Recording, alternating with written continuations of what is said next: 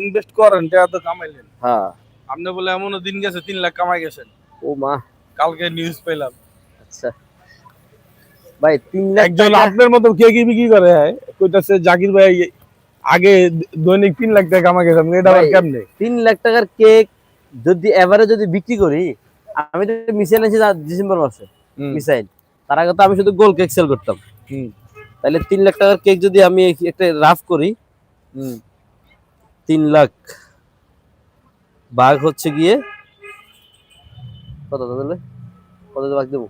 এই 3 লাখ প্রফিট কে দিছে রবি তো? আমি বেচারাই ধরি, বেচারাই ধরি। যদি হয় তাহলে কয়টা কেক? 3 লাখ ভাগ 800, 1000 দাঁড়ান ভাইয়া, আচ্ছা 800 মানে 375টা কেক।